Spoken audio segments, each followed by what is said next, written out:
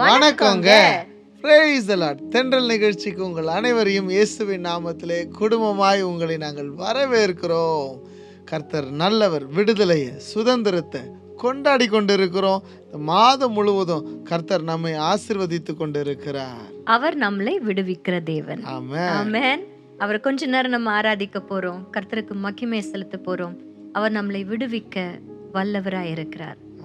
சிறைச்சாலை அடைப்பதில்லை, சங்கிலிகள் நிரந்தரமில்லை, உங்க நாமம் உயர்த்தும் போது அஸ்திபாரம் நிலைப்பதில்லை. சிறைச்சாலை அடைப்பதில்லை, சங்கிலிகள் நிரந்தரமில்லை, உங்க நாமம் உயர்த்தும் போது அஸ்திபாரம் நிலைப்பதில்லை. இயேசுவே உம் நாமமே உயரணும். அல்லேலூயா. இயேசுவே உம் நாமமே பெருகணும். அல்லேலூயா. உங்க நாமம் உயரணும், இன்று மேன்மை அடையணும். பாடுவேன், பாடுவோம். அல்லேலூயா. உங்க நாமம் உயரணும். உங்க நாமம் உயரணும், இன்று மேன்மை அடையணும். பாடுவேன், பாடுவோம். அல்லேலூயா.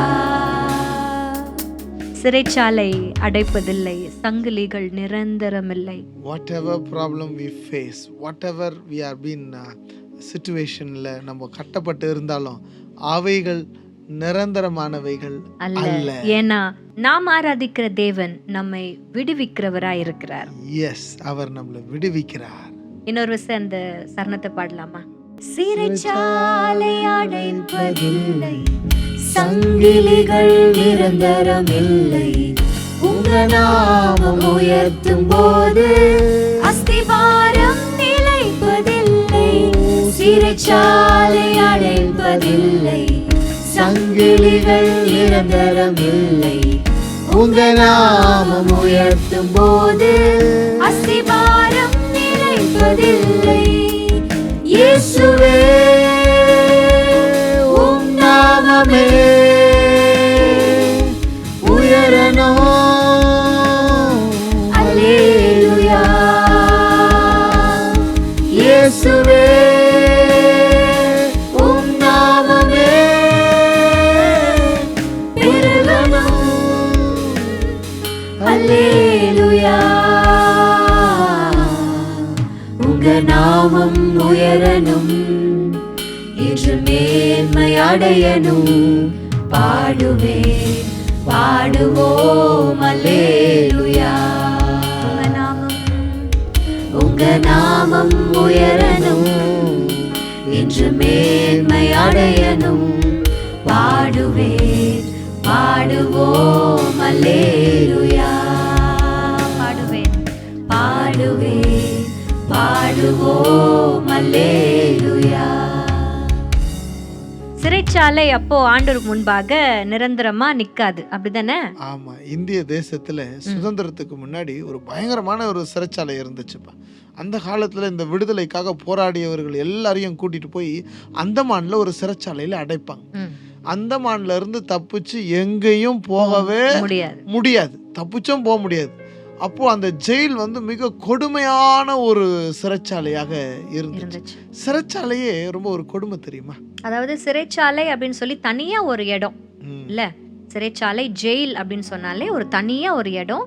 ஜனங்க நார்மலா மற்ற ஜனங்களோடு சேர்ந்து வாழ முடியாம தப்பு பண்றவங்க இல்லைன்னா ரிபெல் பண்றவங்க அவங்கள தனியா கூட்டிட்டு போய் வாழ வைக்கிற இடம் தான் இந்த சிறைச்சாலை, ஒரு பனிஷ்மெண்ட் மாதிரி. அந்த இடத்துக்கு என்ன சொல்றாங்கன்னா, ஏன் அந்த சிறைச்சாலையை உருவாக்கி இருக்கிறாங்கன்னா, இந்த மக்கள் வாழ தகுதியற்றவர்கள், மற்ற சக மக்களோடு கூட வாழ அவங்களால முடியாது. அவங்க இங்கே இருந்தாங்கன்னா இந்த சக மக்களுக்கு பிரச்சனை வரும்ன்றதுனால அவர்களை கூட்டிட்டு போய் இந்த சிறைச்சாலையில் அடைச்சிடுறாங்க. அவங்க ஒரு த்ரெட்டா இருக்கிறதுனால. எஸ், அது சிறைச்சாலை அப்படிங்கிறது ஒரு தனி இடம். ஆமாம். ஆனா நம்ம பைபிள்ல ஒரு கூட்ட ஜனம் சிறையிருப்புல தான் இருந்தாங்க, ஆனா அவங்க ஜெயில்ல இல்ல. யாருன்னு சொல்லி நீங்க எல்லாருக்குமே தெரியும். இஸ்ரவேல் ஜனங்கள் கிட்டத்தட்ட 430 வருஷம் எகிப்துல சிறை கைதிகளாக சிறை இருப்புல அவர்கள் இருந்தார்கள். அவர்கள் அந்த காலகட்டத்தில் அனுபவித்த பிரச்சனைகளும் கொடுமைகளும் ரொம்ப அதிகம். அவர்கள் எகிப்தின் ராஜாவின் வேலைகளை செய்து கொண்டு வந்தாங்க. அவங்க ஒரு பெரிய பெரிய பெரிய கன்ஸ்ட்ரக்ஷன்ஸ், இன்னைக்கு பார்க்குற அந்த பிரமிட் மாதிரி அந்த மாதிரி விஷயங்கள் எல்லாத்தையும் கன்ஸ்ட்ரக்ட் பண்ணதே யாருன்னு பார்த்தீங்கன்னா இவர்கள் தான். ஆக்சுவலா யோசேப்பு இருக்கும் பொழுது தானே இஸ்ரவேல் ஜனத்திற்கு இந்த கோசேன் நாட்டை வந்து அவரு கொடுக்கிறாரு, சுதந்திரமா கொடுக்கிறாரு. அப்போ யோசேப்பு இருந்த வரைக்கும் அவங்களுக்கு பிரச்சனை இல்லை. ஆனா வசனம் சொல்லுகிறது, யோசேப்பை அறியாத வேறொரு ராஜா, வேறொரு பார்வோன் எழும்பி வரும் பொழுதுதான் இந்த இஸ்ரவேல் ஜனங்களை சிறையிருப்புக்குள்ள, அதாவது பயங்கரமான அடிமைத்தனத்திற்குள்ள தள்ளுகிறாங்க. கொஞ்சம் கொஞ்சமா ஒடுக்க ஆரம்பிக்கிறாங்கப்பா. ஸ்ட்ரெயிட்டா அவங்க slave, they are not slaves, they are bonded laborers. அவர்களுக்கு என்னன்னா ஒடுக்குதலை தான் அதிகப்படுத்துறாங்க. ஒடுக்குதல், இதான் நம்ம முக்கியமா பார்க்க வேண்டிய விஷயம். ஒடுக்குதல், அப்ரெஷன். அவங்கள போட்டு ரொம்பவும் நெருக்குறாங்க. ஏன்னா அவங்க பெருகிக்கிட்டே போறாங்க. இவங்க என்னமோ குறைஞ்சிக்கிட்டே போற மாதிரி இருக்குது. வாழ வந்த ஊர்ல வாழ வந்தவங்க ஜாஸ்தி ஆயிட்டே போற மாதிரி இருக்கிறதுனால அவங்களுக்கு பெரிய பயமாயிடுச்சு. ஒருவேளை இவங்க ரொம்ப ஜாஸ்தி ஆயிட்டு நமக்கு எதிரா அவங்க எழும்பி வந்துருவாங்களோ அப்படின்னு பயந்துதான் எகிப்தியர் இவர்கள் மேல பயங்கரமான ஒப்ரஸ் பண்ண ஆரம்பிச்சாங்க.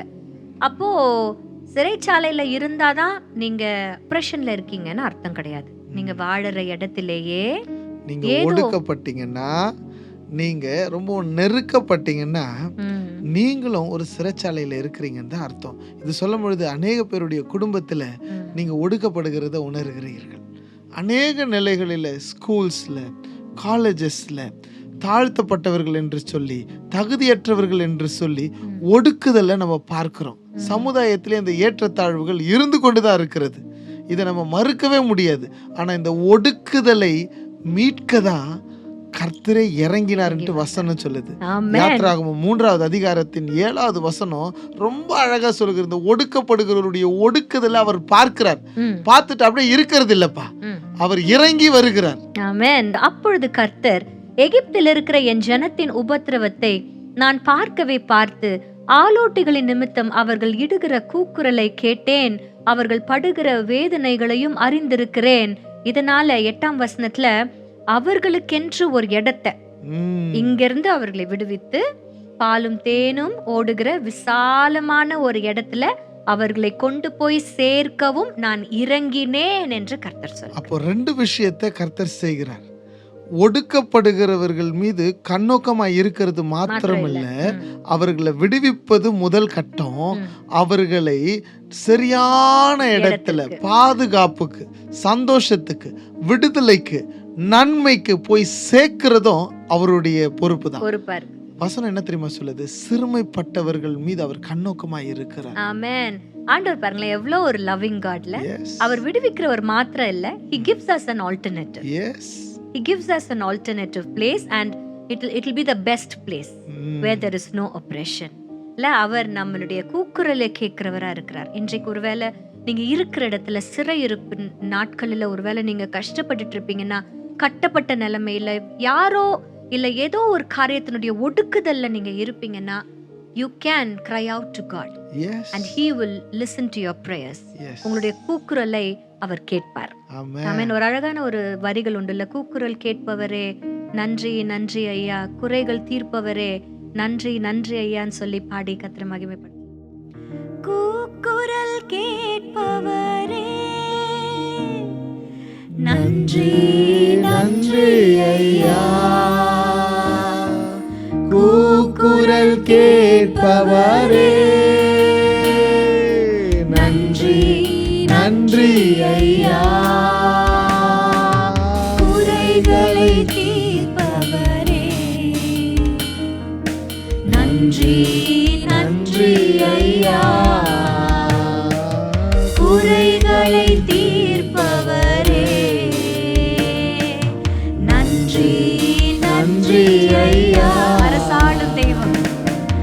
அரசாளும் தெய்வம் அப்பாவும் பாதம் ஆர்வமாய் வந்திருக்கிறேன்.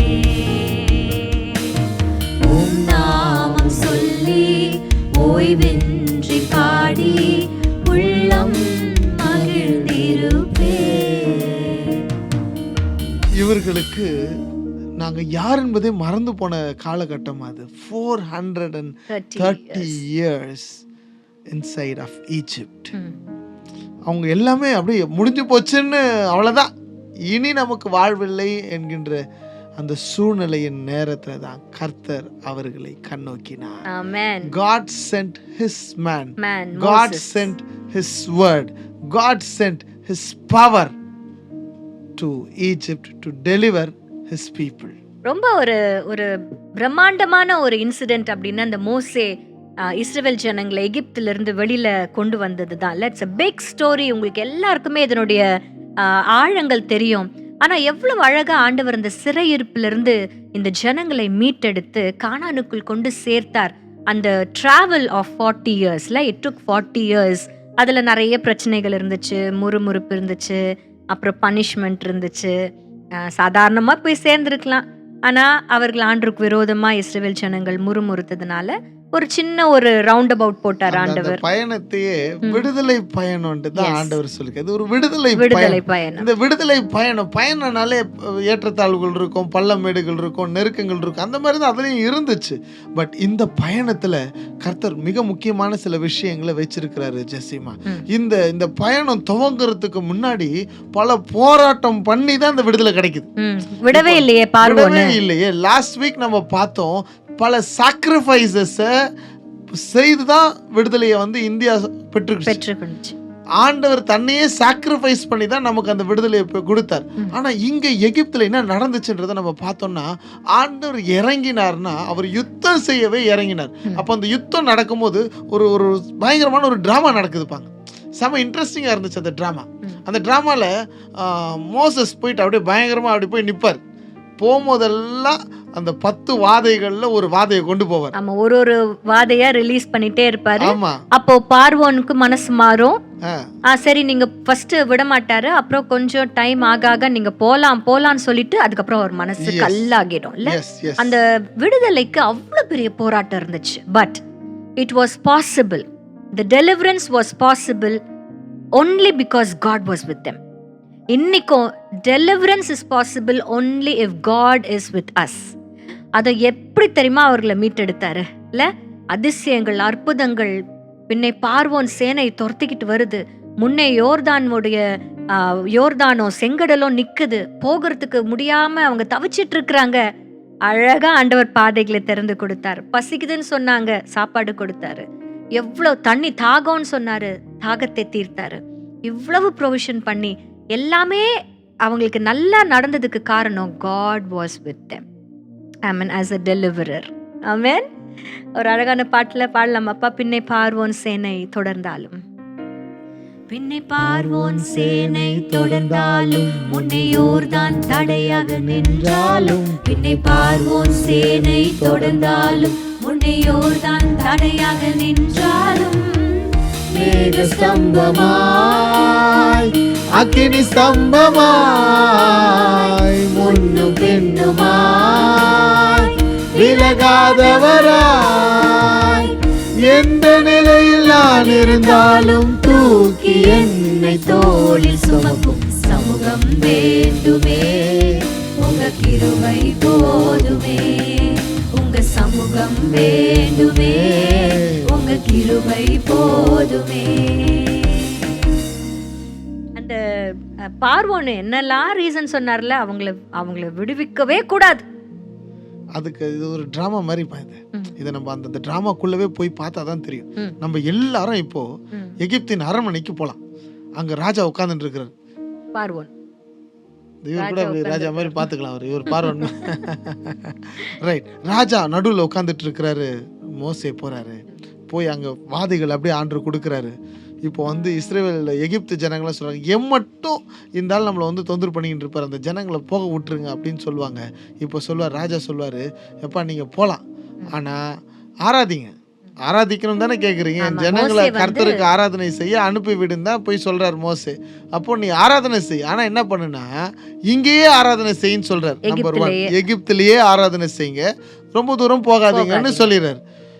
இப்போ மோசே என்ன சொல்றாருன்னா, நாங்க ஆராதனை செஞ்சா மொத்தமா தான் வெளியே போவோம். அப்போ சிறையிருப்பின் நாட்களில் எகிப்துல கர்த்தரை ஆராதிக்க எகிப்துல முடியாது. கர்த்தரை ஆராதிக்க முடியாதுன்னு சொல்லிடுறாரு. ம். உடனே என்ன சொல்றாருன்னா, சரி அப்போ நீங்க என்ன பண்ணுங்கன்னா முதல்ல கொஞ்சம் தூரம் போங்க. தூரம் போங்க, ரொம்ப தூரம் போகாதீங்க, ஏன்னா போகாதீங்க. உங்களுக்கு ஏதாவது கஷ்டம் வந்துட போகுது அப்படின்னு சொல்றாரு. என்னமோ அவருக்கு ரொம்ப ரொம்ப கரிசனை இருக்கிற மாதிரி. ஆ, ஆமா, அவருக்கு இஷ்டமே இல்ல இந்த ஜனங்களை விடுறதுக்கு. ஏன்னா இவருடைய மொத்த பட்டணத்தையும் யார் தான் கட்டுறாங்க? அவங்க தான் தான். கட்டுறாங்க. ரொம்ப கம்மியான லேபருக்கு ஆனா பயங்கர கடினமான உழைப்பு கொடுத்து அவர்களை ரொம்ப கஷ்டப்படுத்துறாங்க. ஸோ ரொம்ப தூரம் போகாதீங்க. ஆனா மோசே சொல்லிடுறாரு, 3 நாள் பிரயாணமா நாங்க போயே ஆகணும் அப்படின்னு சொல்லிடுறாங்க. அப்புறம் 3வது ஒரு டாக்டிக்ஸ் ஒன்று பண்றாரு. ஒன்லி மென், நீங்க மட்டும் போங்கப்பா, மென் மட்டும். மென் மட்டும் போங்க, மிச்சம் எல்லாரும் இங்க இருக்கட்டும். ம், ஏன்னா நீங்க தானே ஆராதிக்க போறீங்க, ம், பெண்கள்லாம் என்ன பண்ண போறாங்க, ம். வீட்டில் இருக்கட்டும், நீங்க போங்க, அவங்கெல்லாம் இருக்கட்டும்னு சொல்லிடுறாரு. இப்போ மோசே என்ன சொல்றாருன்னா, இல்ல போனா எல்லாரும் போகணும். எல்லாரும் தான் போகணும். அது வந்து கயிறு கட்டி அனுப்புற மாதிரி. ஆ, அதாவது பெண்களையும் குழந்தைகளையும் இங்க வீட்டுல விட்டுட்டு ஆண்களை மட்டும் அனுப்பிச்சிட்டாங்கன்னா கயிறு கட்டி அனுப்புற மாதிரி. திருப்பி இவங்க எப்படியா இருந்தாலும் பெண்களையும் பிள்ளைகளையும் பார்க்கறதுக்கு பார்க்கறதுக்கு வரணும்ல, அப்படியே திருப்பி- ஓடிடக்கூடாதுல்ல அப்படின்னு நினைச்சுதான் இந்த எகிப்தின் தலைவன் அவங்கள அனுப்ப மாட்டேன்னு சொல்றாரு. கடைசி என்ன சொல்றாருன்னா, சரிப்பா பெண்கள் குழந்தைங்க எல்லாம் நீங்க போயிடுங்க, போங்க. ஆனா ஆடு மாடுகள் இங்க இருக்கட்டும்னு சொல்றாரு. ஸோ இதுக்குள்ள 9 வாதைகளும் அவர்களுக்கு வருகிறது, நெருக்கங்கள் வருகிறது. கடைசி அவர் சொல்றாரு, இனி என் முகத்தை நீ பார்ப்பதே இல்லை, நீ என்னை பார்க்குற அன்னைக்கு நீ செத்தே போவன்னு சொல்லி மோசஸை பார்த்து பார்வன் சொல்றார். அவ்வளோ ஒரு டென்ஷன் ஆயிடுச்சு அந்த இடமே. இப்போதான் ஆண்டவர் வந்து அவர்களுக்காக யுத்தம் செய்து அவர்களை விடுவிக்கிறார். இப்போ இவங்க எல்லாரும் போறாங்க. இந்த விடுதலையில் நீங்க பார்த்தீங்கன்னா கடைசி வரைக்கும் அந்த எகிப்தியனுக்கு இவர்கள் எகிப்தை விட்டு போவதில் விருப்பமே இல்லை. இந்த டிராமாவில் நீங்கள் பார்த்தீங்கன்னா முதல்ல என்ன சொல்றாரு, இங்கேயே ஆராதனை செய்யுங்கன்னு சொல்றாரு. கொஞ்சம் தூரத்துக்கு போங்கன்னு சொல்றாரு. ஆமா, 3வது என்ன சொல்றாரு, ஆண்கள் மட்டும் போங்கன்னு சொல்றாரு. அதுக்கப்புறம் ஆடு மாடுகளை விட்டுட்டு போங்கன்னு அப்போ சொல்றாரு. அவருடைய உள்நோக்கம் தான் என்ன, இந்த ஜனங்க போக கூடாது. இந்த ஜனங்க எகிப்துக்கு திரும்பி வந்துடணும். ம். இதுதான் அவங்களுடைய எண்ணம். எகிப்துக்கு அப்படின்னா என்ன அர்த்தம்னா, பார்வோனுடைய ஒன்லி இன்டென்ஷன் ஜனங்க அடிமைத்தனத்திலே இருக்கணும். சத்ருவினுடைய ஒரே இன்டென்ஷன் நீங்களும் நானும் அடிமைத்தனத்துல எப்பவும் இருக்கணும். ஆனா கர்த்தர் நம்மளை விடுவிக்கிற தகப்பனா இருக்கு. நம்மளுடைய ஒடுக்குதல் எல்லாவற்றிலும் இருந்து கர்த்தர் நம்ம விடுவிக்கிறவர்கள். சரிப்பா, எதெல்லாம் ஒடுக்குதல்னு சொல்லி கன்சிடர் பண்ணிக்கலாம், நீங்க சொல்லுங்களேன், நீங்க சொல்லுங்கப்பா, எதெல்லாம் ஒடுக்குதல்? என்ன மாதிரி சிறையிருப்புக்குள்ள நம்ம இருக்கிறோம் இந்த காலத்துல? எஸ், நேர பெரிய விஷயத்துக்கு ஜம்ப் பண்ணிட்டேன் சைரஸ். பயங்கர ஏற்றத்தாழ்வுகளை இன்னைக்கும் பார்த்துக்கிட்டு தான் இருக்கிறாங்க. ஜாதி அப்படின்னு சொல்லிட்டு பார்த்துக்கிட்டு தான் இருக்கிறாங்க இன்னைக்கும். எஸ், இது ஒரு ஒடுக்குதல் தான். ம், இது ஒரு ஒடுக்குதல். அடுத்தது ஒர்க்ல வேலை ஸ்தலத்துல ஒடுக்குறாங்க. ம், ஆமா, ஒரு கும்பலா சேர்ந்துக்கிறாங்க, நாங்கெல்லாம் ஒரு கூட்டம், நாங்கெல்லாம் ஒரு இருக்கிறோம் அப்படின்னு சொல்லி எளிய மக்களை, புதுசா வந்தவங்கள ஒடுக்குறாங்க. Right, okay. ஃபினான்ஷியலாக ரிச் புவர் அப்படின்னு சொல்லி அதுவும் சரியான விஷயம் தான். இல்லை, ஃபினான்ஷியலாக இருக்கிறதுல ஒரு ஒடுக்குதல் இருக்குது. ஐ திங்க் இது வந்து இந்த நம்ம சொசைட்டில இருக்கிற விஷயங்கள். நிறைய பேர் நம்ம பாவத்தின் பிடியில நம்ம இருக்கிறோம் இல்ல, பாவத்தின் பிடியில அது guilt is really oppressing a lot of people. குற்ற மனசாட்சி. குற்ற மனசாட்சி. அதாவது பாவம் வந்து ஒரு சின்ன ஒரு தப்பு பண்ணியிருப்பாங்க, அது தப்பு தான். ஆனால் அந்த தப்பு பண்ணதுக்கு அப்புறம் அந்த குற்ற மனசாட்சி இருக்கு பாருங்க, அவனை கொன்றுகிட்டே இருக்கிறது. இப்படி பலவித ஒடுக்குதல்ல நீங்க இருந்தாலும் all we have to do is call out to him. அவர் வந்து நம்மளை விடுவிக்கிற தகப்பனா இருக்கிறார். அப்படிதான் அவ்வளோ பியூட்டிஃபுல்லா இந்த இஸ்ரவேல் ஜனத்தை ஆண்டவர் நம்மளை விடுவிக்கிற கர்த்தர் இந்த சிறையிருப்புல இருந்து அவர்களை மீட்டெடுத்தார். அந்த மீட்டெடுக்கும் பொழுது இருந்த சந்தோஷம் பாருங்களேன். ஒருத்தர் கூட பலவீனராய் இல்லைன்னு சொல்லி வசனம் சொல்லுது. விடுவிக்கப்பட்டவர்களில் ஒருவர் கூட பலவீனராய் இல்ல. அப்பனா அவ்வளோ ஒரு விடுதலை ஆண்டு கொடுத்திருக்கு. அது மாத்திரம் இல்ல, அவர்கள் கிளம்பி போகும் பொழுது எகிப்தியர்கிட்ட இருந்து எல்லா நகைகள் எல்லாம் அவர்கள் வாங்கிக்கிட்டு போனாங்க. they were rich and they were strong. So when God delivers you out of a situation, he will make you strong. he will make you full. ஆமென். ஒரு ஹோல்சமா உங்களை மாத்துவார். உங்களை பூரணமாய் அவர் மாற்ற அவர் வல்லவராய் அந்த இருக்கிறார். விடுதலையின் பயணம் முழுவதுமாய் கடந்து செல்வதற்குண்டான பலனை அவர் விடுவிக்கும் போதே கொடுப்பார். இன்னைக்கு ஒரு ப்ராமிஸ் ஜெசிமா, இன்னைக்கு எத்தனை ஒரு கட்டுகளில் என் ஜனங்கள் இருந்தாலும் என் தேவனால விடுவிக்க கூடும். அதுவும் அந்த விடுதலை எப்படி இருக்குன்னா, அந்த ஃபுல்னஸை கொடுக்க முடியும், அந்த ஜாயை கொடுக்க முடியும், அந்த நிறைவை கொடுக்க முடியும். அவர்கள் 430 வருஷம் அடிமைத்தனத்தில் இருந்தாங்க. நோ மேட்டர் எத்தனை வருஷம் நீங்கள் சில பாவத்தின் பிடிவில் அடிமைகளாக இருக்கிறீங்களோ, சாபத்தின் பிடியில் அடிமைகளாக இருக்கிறீங்களோ, இல்லை தீய உறவுகளில் அடிமைகளாக இருக்கலாம். பட் எத்தனை வருஷன்றது பிரச்சனை இல்லை. கர்த்தர் விடுவிக்கும் நாளிலே நீங்கள் பரிபூர்ண நன்மையை சுதந்திரித்து கொண்டு தான் நீங்கள் போவீங்க. ஆமென், ஆமென். அவ்வளோ ஒரு அழகான ஒரு மீட்டெடுத்தல் இல்லை. இவர்களை ஆண்டவர் வந்து ப்ராமிஸ் பண்ணார். எதற்காக இறங்கினார்? 2 விஷயத்துக்காக. ஒன்று மீட்டெடுப்பேன், இன்னொன்று கொண்டு போய் சேர்ப்பேன், கானானுக்கு கொண்டு போய் சேர்ப்பேன். சேர்த்தாரு. ஏன்னா அவர் வாயில சுத்தம், அவர் சொல்லிட்டாருன்னா நிச்சயமா செஞ்சிருவாரு. ஆனா இந்த ஜனங்களுக்கு, இதே ஜனங்களுக்கு அந்த கானான்ல போய் வாழ தெரியல. அதான்ப்பா, சக்சஸ் ஹேண்டில் பண்ண தெரியல. ஆமா, நிறைய பேருக்கு இன்னைக்கு அதான் பிரச்சனையே. எவ்ரிஒன் வாண்டட் டு பி சக்சஸ்ஃபுல்லா இருக்கணும்னு எல்லாருக்குமே ஆசை. பட் அந்த சக்சஸ் வந்ததுக்கு அப்புறம் அதை ஹேண்டில் பண்ணவே தெரியல. தலை மேல அதை போய் வச்சதுக்கு அப்புறம் அந்த சக்சஸ் அப்படியே வச்சுக்க தெரியல. இந்த ஜனங்கள் ஆண்டவரை ரொம்ப டிஸ்ஓபே பண்ண ஆரம்பிச்சாங்க, கீழ்ப்படியாம போனாங்க. எந்த ஜனத்தோட சேரக்கூடாது அப்படின்னு ஆண்டவர் சொன்னாரோ அவர்களோட கூட கலந்தாங்க. எந்த விஷயம்லாம் செய்யக்கூடாது அப்படின்னு சொன்னாரோ அதெல்லாம் செய்ய ஆரம்பிச்சாங்க. எல்லாத்துக்கும் மேல ஆண்டவரை ரொம்ப வருத்தப்படுத்தின ஒரு விஷயம், அவர்கள் தேடி போன அந்நிய தெய்வங்கள். இப்படி ஒரு டெலிவரரை விட்டுட்டு போக எப்படிங்க அவங்களுக்கு மனசு வந்துச்சு? சோரம் போனார்கள்னு வசனம் சொல்லுகிறது. அதாவது தாங்கள் நம்பின தெய்வத்தை விட்டுட்டு எங்க போய் அவங்க போய் சேர்ந்தாங்களோ அவர்களுடைய தெய்வங்களை தங்கள் தெய்வமாய் அவர்கள் எடுக்க ஆரம்பிச்சாங்க. அதுலதான் ஆண்டவர் ரியலி காட் அப்செட். நீங்க எரேமியால எசேக்கியேல் அதிகாரத்துல எல்லாம் வாசிச்சீங்கன்னா ஆண்டவருடைய அந்த காயப்பட்ட இருதயம் தெரியும். எப்படி என்னை விட்டுட்டு நான் உனக்கு என்ன குற்றம் பண்ணேன், நான் உனக்கு என்ன துரோகம் பண்ணேன் அப்படின்லாம் ஆண்டவர் கேட்கறத நம்ம பார்க்கிறோம். இப்போதான் ஆண்டவர் அவர்களுக்கு ஒரு சின்ன ஒரு சிக்ஷைய கொடுத்தார் இல்லப்பா. அது சிக்ஷைன்னு சொல்லாமா, சிறையிருப்ப. ஆமா, 2வது ஒரு சிறையிருப்பு இருந்துச்சு. முதல்ல ஒரு எகிப்திய சிறையிருப்புல இருந்து ஆண்டவர் மீட்டெடுத்தார். ஆனா இவர்களை சிக்ஷிக்கும்படியாக ஆண்டவர் 2வது சிறையிருப்புக்குள்ள இவர்களை கொண்டு சென்றார். முதல்ல சிறையிருப்பு 430 வருஷம்.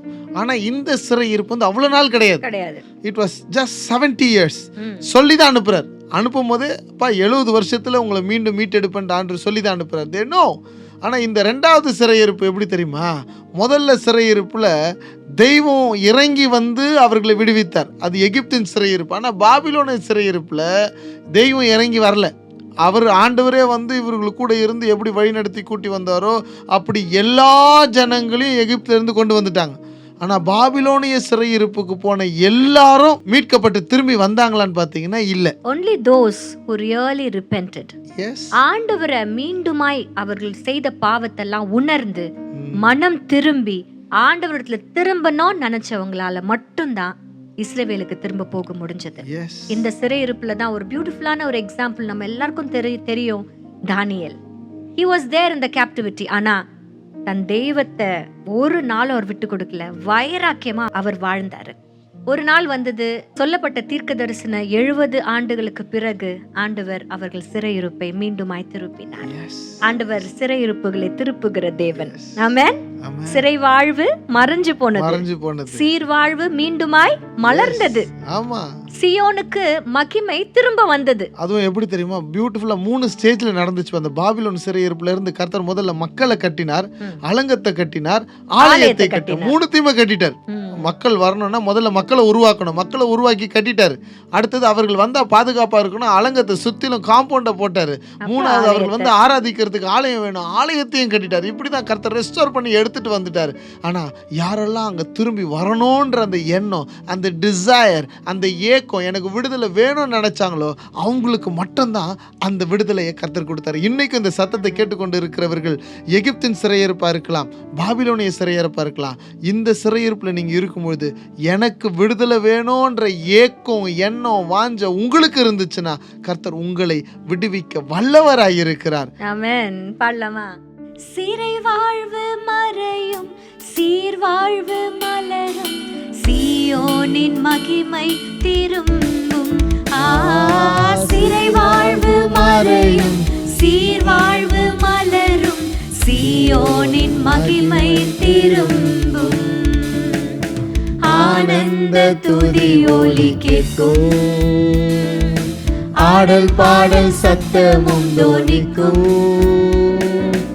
ஆகாய விண்மீனாய் அவர் ஜனம் பெருகும், ஆண்டவர் வாக்கு பலிக்கும்.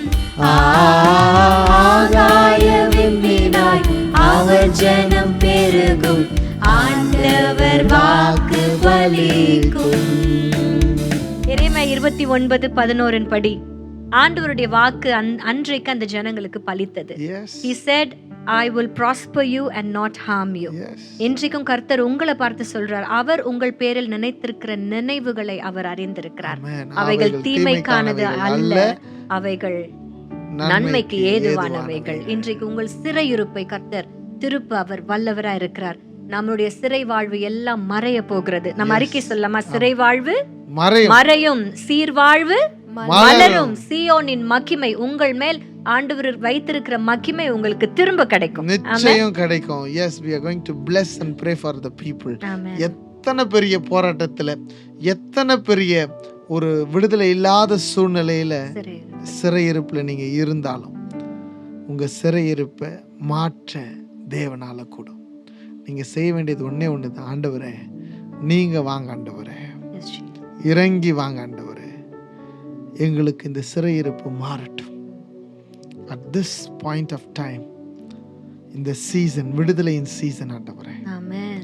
இந்த மாதம் முழுவதும் ஜனங்களுடைய விடுதலைக்காக நாங்கள் ஜெபித்துக் கொண்டிருக்கிறோம் ஆண்டவரே. சாட்சிகள் எழும்பட்டும், விடுதலை உண்டாகட்டும், கட்டுகள் அரட்டும், நுகங்கள் முறியட்டும். என் தேவனால கூடாதது ஒன்றுமில்ல. நீர் சொல்ல ஆகும், நீர் கட்டளையிட நிற்கும். உம்முடைய பிரசன்னம் மலைகளை கூட உருகச் செய்யும். உங்க பிரசன்னம் ஒவ்வொரு குடும்பத்துக்குள்ளேயும் கடந்து வந்து பிள்ளைகளுடைய வாழ்க்கை ஆண்டவரை சீராய் மாற விடுதலையை கர்த்தர் தரும்படியாய் ஜெபிக்கிறோம். மன நிறைவோடு கூட ஒவ்வொரு குடும்பத்தையும் நாங்கள் வாழ்த்துக்கிறோம். தொடர்ச்சியாக எங்களை பார்த்து கொண்டு இருக்கிறாங்க, தொடர்ச்சியாக இந்த செய்தியை கேட்டுக்கொண்டு இருக்கிறார்கள். இவர்கள் எங்கள் குடும்பம், எங்கள் உறவுகள் சுகத்தையும் சமாதானத்தையும் விடுதலையும் பெறுவார்களாக. We want to celebrate freedom this month, Lord. Let us celebrate. உங்க தயவுக்குள்ள மறைக்கிறேன் இயேசுவின் நாமத்தில் பிதாவே. ஆமென். ஆமென். உறவுகள் அனைவருக்கும் மீண்டுமாய் எங்களுடைய வாழ்த்துக்கள். இந்த விடுதலையின் மாதத்திலே உங்களுடைய சாட்சிகள் இருக்கும் என்று சொன்னால் கீழே கொடுக்கப்பட்டிருக்கிற எண்களுக்கு தெரிவிக்கும்படியாய் அன்பாய் கேட்டுக்கொள்கிறேன். If you are blessed and if you want to sponsor this program, கீழே கொடுக்கப்பட்டிருக்கிற எண்களிலே எங்களை தொடர்பு கொள்ளுங்க. God bless you. அன்பு தேவை, அன்பு தேவை, அன்பு தெய்வத்தின் அனுபவம் தேவை.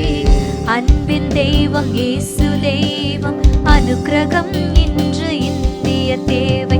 வந்தே மாதரம் சொல்லும் போது தேசிய ஒற்றுமை ஓங்குமே.